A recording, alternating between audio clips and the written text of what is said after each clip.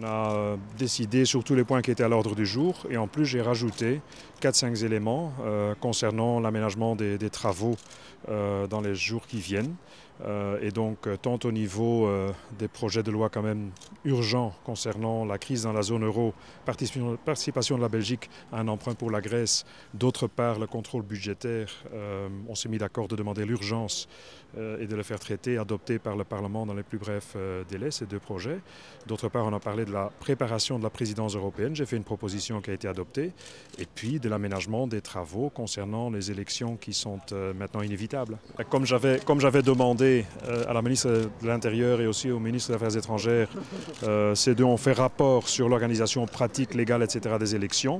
Et suite à leur introduction, suite à ce rapport, il a été décidé de rassembler un groupe de travail demain, l'initiative des ministres Turtelboom et Van Ackere, pour aller en détail parcourir les éléments pratiques de cette organisation. On a d'abord essayé de voir, et je vais aller avec le Premier ministre en conférence des présidents pour annoncer la position, de voir comment on peut avancer sur certains projets importants.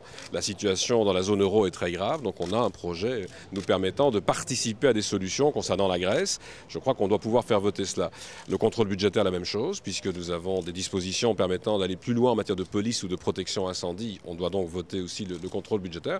Puis il y a un débat sur ce que l'on peut faire d'autre.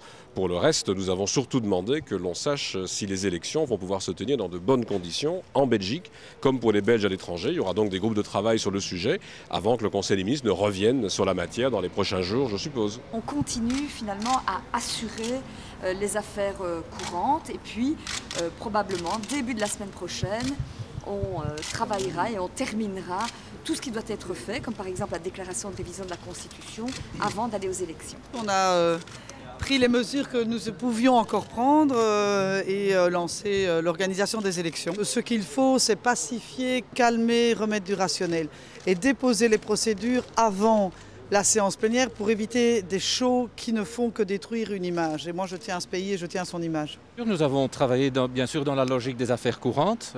C'est bien sûr quelque chose qui nous amène à une plus grande prudence, mais il y a eu un certain nombre de décisions. Il y a aussi eu un exposé de la part du ministre de l'Intérieur sur la façon dont on peut organiser les élections s'ils interviennent dans un délai bien sûr plus raccourci que ce qu'on avait attendu initialement quand on croyait qu'on allait aller jusqu'à juin 2011.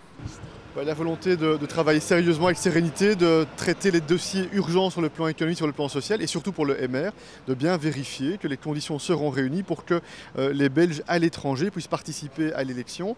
Et enfin, un deuxième élément pour les Belges de Belgique, veiller que tout cela se passe dans de bonnes conditions sur le plan matériel, logistique, mais aussi sur des bonnes conditions de sécurité juridique. Il est impensable pour le mouvement réformateur de toucher au pouvoir du roi. Nous voulons bétonner et verrouiller la situation du roi qui est un des ingrédients de solidité du Royaume de Belgique. Nous verrons quelles seront les positions des uns et des autres par rapport à ce type de questions-là.